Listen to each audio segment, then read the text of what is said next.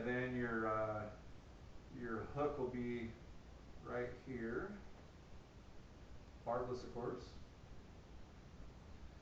and you're targeting fish that are, you know, in this realm or even up higher. Sometimes these are down lower. Depends on how the bigger these are, the more they're going to float.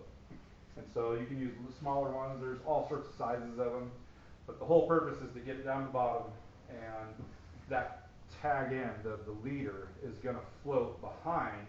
You're just dragging it down the bottom of the river, and you're going to intercept that fish. What are you using on the hook?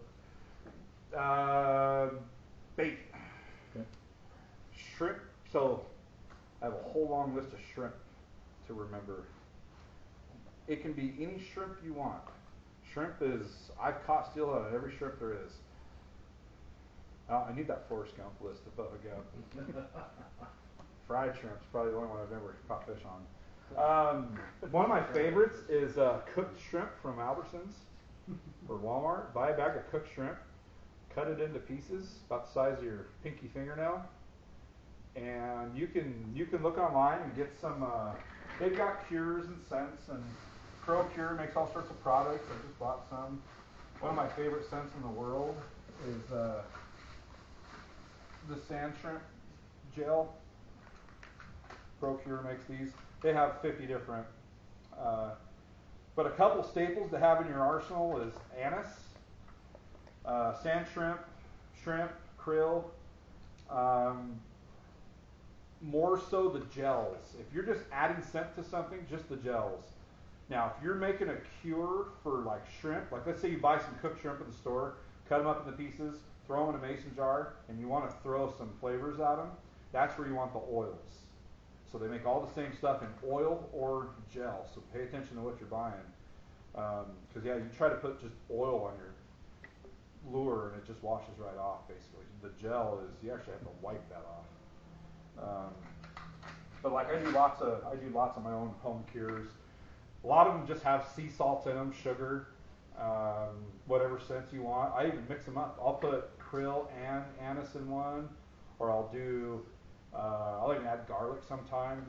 Garlic tends to be more of a salmon thing than steelhead, but steelhead, like anise and cooked shrimp has been one of my favorites combos.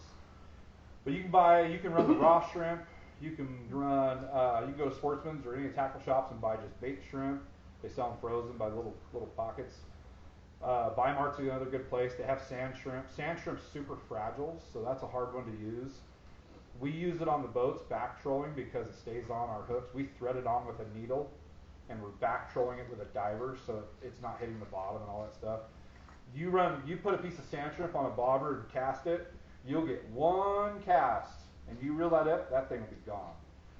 But you can get the coon shrimp that I cured up and ran the other day. I got 25 casts out of it. I mean, it stays on the hook good. That's what I like about cooked shrimp. It stays on the hook good. So natural smell of the shrimp is not enough. It can be. I like having it all. Okay. You know, I like to go with an assortment of stuff.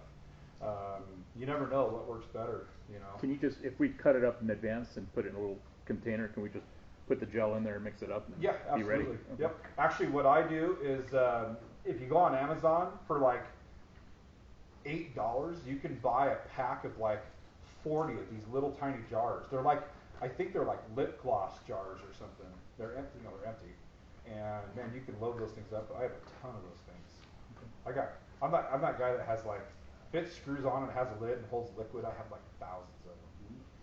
You know. And what did you say, barbless? What's the distinction again between the oil and the gel? The oils are for curing baits, like shrimps and stuff. Okay. Gels are for adding on right on the lures or a bobber jig or anything like that. You can add it right in. What'd you say? Wait, why did you say barbless? Barbless. No, why?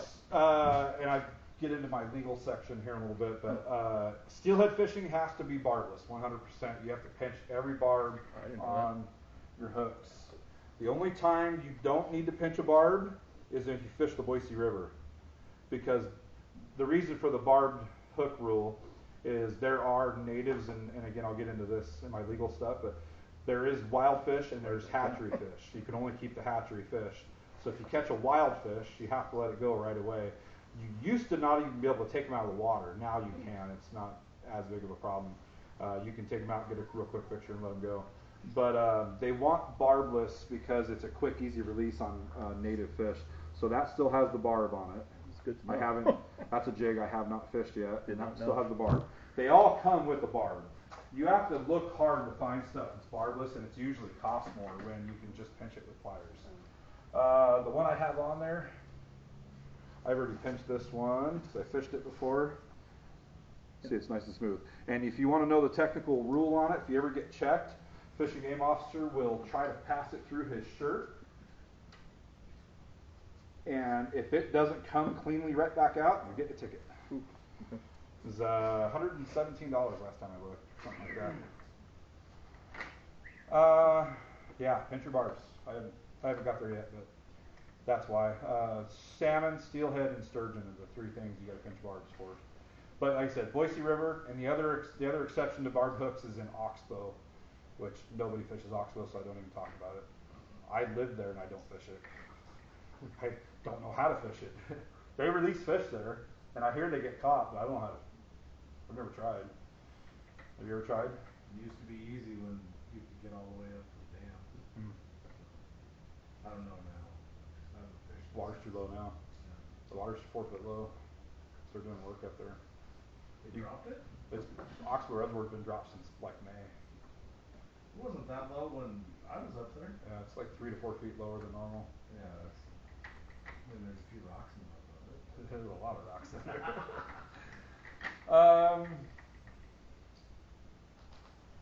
Drift fishing, yeah. If you're standing on the river, looking right at the river, you're going to be casting. You don't want to cast too far upriver because it's going to come, if the river's going this way, you don't want to cast too far. You want to cast you want to fish 2 o'clock to 10 o'clock is about your window of opportunity. You get past the 10 o'clock range and it starts getting into shore and just rip it up and do it again. It's tedious, it's effective. If you can find a stretch of river where it's pretty snag free, that stretch that I was talking about in Riggins, upstream of the confluence in that corner, that was always a really good place to drift fish the bottom. Park Hole is too. The Riggins has a real nice river bottom for drift fishing. It's all round river rock. Hell's Canyon, you'll get one cast and that's it. We don't have river rock. We have jagged ass